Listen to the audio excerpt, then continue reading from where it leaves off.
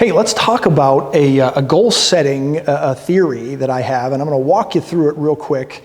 Really strategic account management to figure out what does your base look like. If you think about it, every shopping mall in every city in the United States has sort of the same format of types of stores. Right? I want to take you through and make a correlation to what our base looks like, our account base looks like, and how we can reshape and structure how we want our malls to look.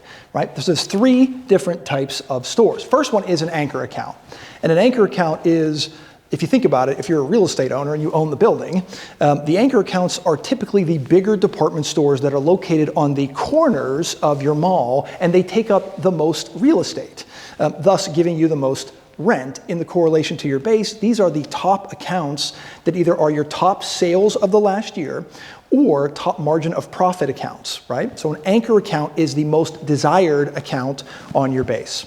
The second part is storefronts. Now there are stores that as you walk from one anchor to the other that are in between. These are well-known stores, but they don't take up as much, i.e. are not as big of an account as an anchor account. These are your Gap and Lid and Bed Bath & Beyond, right? Good, solid core stores.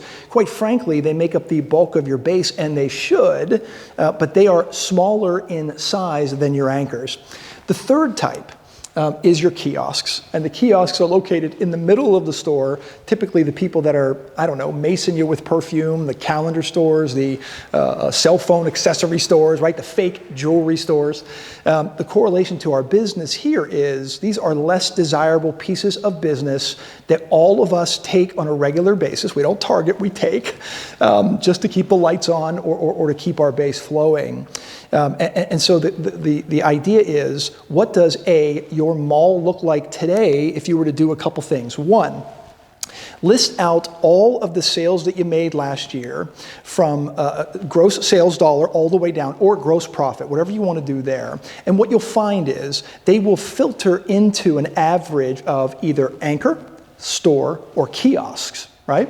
Thus giving you what your mall looks like right now. Right? Now, the second step in that is, after you have that, what your mall looks like, is really developing a talk track of characteristics for each of those. I promise you, they are very different. Your anchor characteristics are very different than your kiosks and storefront and so on and so forth, right? As far as how you got them, as far as location, as far as number of people there, gross sales on their end, prospects-wise, a lot different. So it allows you to identify your ideal client characteristics and then change your talk tracks to make sure that you are asking for those type. Typically, when you first do this exercise, it's okay if your mall looks something like this. It usually does, which 1,000 kiosks, right? Ideally, though, we want to step away from the sort of desirable types of business that usually takes up more of our time, and work towards adding more ideal clients, accounts that we want to work with, that we like to work with, that we're great for, right? Again, identify the characteristics of your anchor and storefront targets. They are different. Make sure you know those. Make sure you're able to recite those to people that you want to get referrals from. Change those talk tracks so that they know who you're looking for. And third, strategically build your base how you want it to look. If you know the types of folks and companies and characteristics you're looking for, chances are your talk track will match that, and people will start to give you more clients, or more prospects rather, that fall into that space. Good luck.